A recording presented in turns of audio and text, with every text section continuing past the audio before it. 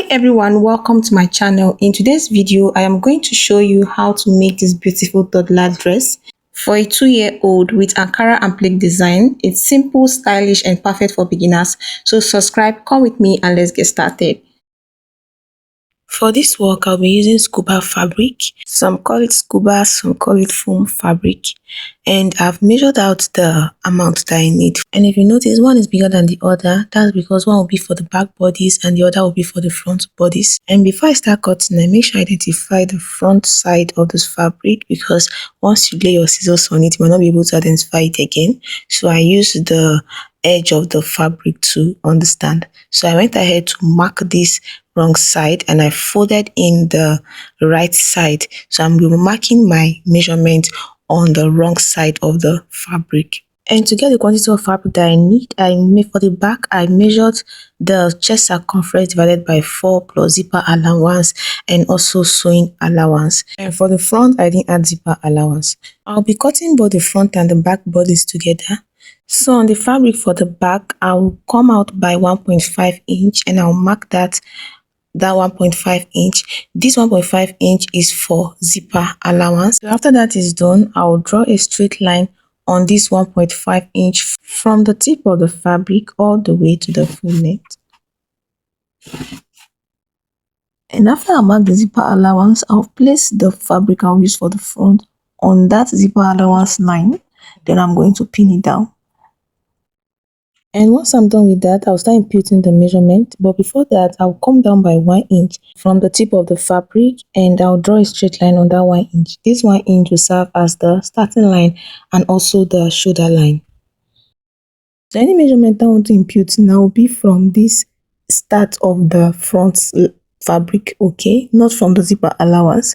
So I'll impute the shoulder measurement of 4.5 inches. That's the shoulder measurement divided by 2. The shoulder itself is 9 inches divided by 2 will give me 4.5 inches.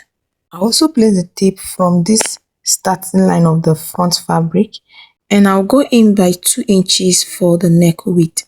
Then I'll place my tape from the shoulder and come down by 2 inches for the neck depth.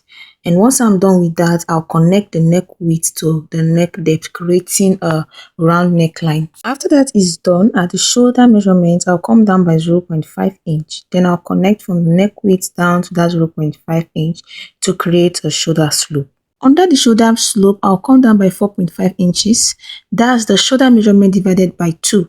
But if I'm going to be making this for a sleeveless, I'll minus 0.5 inch from this 4.5. The next thing I'll do is to connect my shoulder slope to that measurement. But before I do that, I'll place my tape across and measure my shoulder measurement divided by 2 to be sure that I'll be drawing a straight line. So once I'm done with that, I'll connect the shoulder slope down to the measurement I have there. And once I'm done with that, I'll draw a straight line underneath this armhole depth. This line now will serve as the chest line. Once I'm done with that, on this chest line, I will impute the chest line measurement divided by 4. So the chest line measurement is 20 inches plus 1 inch for ease will give me 21 inches. So 21 inches divided by 4 will give me 5.25. So I'll mark that on the chest line. And once I'm done with that, I'll place my tape on this armhole depth and mark the midpoint. And once I mark the midpoint, at that midpoint, I'll come in by 0.5 inch. And after that is done, I'll connect from the shoulder slope to the 0.5, then down to the chest line. So this is me creating my armhole curve, and this armhole curve now will be for the front bodice. And once I'm done creating this armhole curve for the front bodice, I'll go ahead and connect from the midpoint of the armhole down to the chest line, creating the armhole curve for the back bodice. After that is done, the next thing I'll do is to take the shoulder to waist measurement. So I'll place my tape on the shoulder now and come down by 8 inches. After that is done, I'll draw a straight line across on that 8 inches. The next thing I'll do, I'll impute the waist circumference, and the waist circumference here is 19 plus 1 inch for ease will give me 20. 20 divided by 4 will give me 5 inches. So I'll mark the 5 inches on the waistline and I'll come to the chest line and impute 1.5 inch for sewing allowance. I'll also come to the waistline and impute the 1.5 inch for sewing allowance. And once I'm done with that, I'll connect from the chest line to the waistline. After that is done, I'll place my tape from the chest line and come down to impute the full length of the dress, and the full length here is 23 inches. Then I'll add 1 inch for sewing allowance. That will make it 24 inches. Once I'm done with that, I'll draw a straight line on this 24 inches now to mark my full gown length. After that is done, I'll come to the chest line and measure what I have here. Then I'll impute the same thing on the full length. After I impute the measurement on the full length, I'll add 3 inches for extra allowance. After I mark that 3 inches, then I'll connect from the waistline down to the 3 inches. The next thing I'll do now is to create a nice curve at the hemline. So I'll come up 1 inch from the full length. Then I'll connect from that 1 inch and blend it into the full length. After that is done, at the shoulder, I'll come up by 0.5 inch.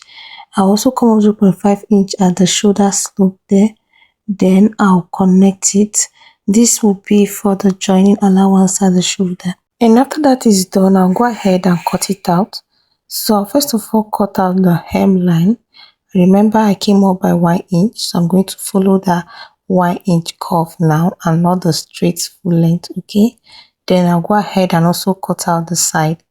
After I cut the side, I'll cut the shoulder, then I'll cut the armhole for the back bodice first. Before I continue cutting, I'll come down at this shoulder measurement by 1 inch to mark the neck depth for the back bodice. Then I'll go ahead and connect from the neck width down to that 1 inch neck depth. After that is done, I'll go ahead and cut out the neck depth for the back bodice. And this is what our neck depth look like for the back bodice. So I'll remove the front bodice now, and I'll go ahead and open up the zipper allowance that I have for the back bodice. And after that is done, I'll come to this zipper allowance line and notch it. Then this is what it looks like after I open it up. So I'll keep this back bodice aside now. Then I'll work on the front bodice. For this front bodice, I'll cut out the neckline. You remember the front neck depth is different from the back neck depth. So I'll go ahead and cut this out now, and I'll maintain my neck width, okay? So after that is done, I'll go to the armhole and also eliminate that 0.5 inch at the midpoint of the armhole. And after doing that, this is what I have. The next thing I'll do now is to cut out the design that I'll use. And in order to do that, I'll place my fabric right side facing right side this way. Then that's folded into 2.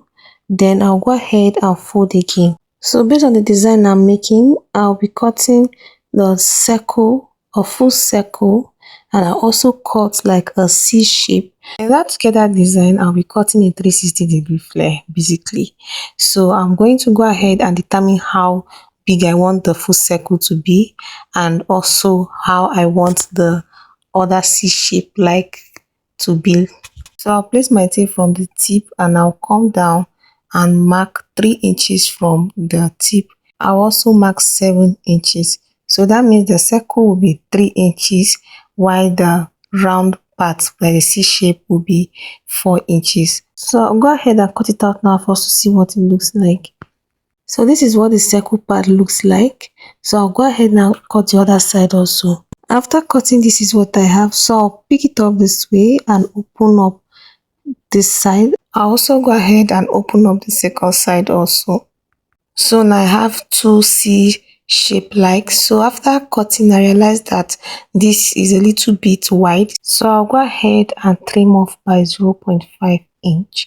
And I also notice the circle is also wide, so I'll just trim it off to get what I want. So I went ahead to attach stay to the design, and I also fold it in by 0.5 inch around and give it a nice press. So the next thing I'll do now is to attach the design to the dress. So for one side, I'll come down 1.5 inch from the armhole, then I'll place it this way, then I'll top stitch. You remember I folded in 0.5 inch and I also gave it a nice press.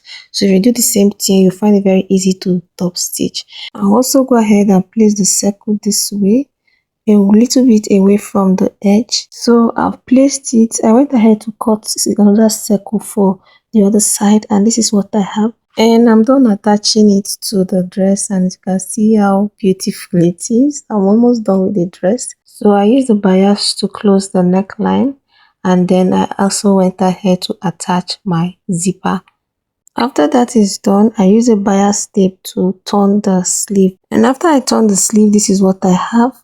I also went ahead to close the hem of the dress. The next thing I'll do is to use this bit to embellish the dress. I'll be dropping a video of that on the shorts video. Thanks for watching. Like and subscribe for more. See you in my next video.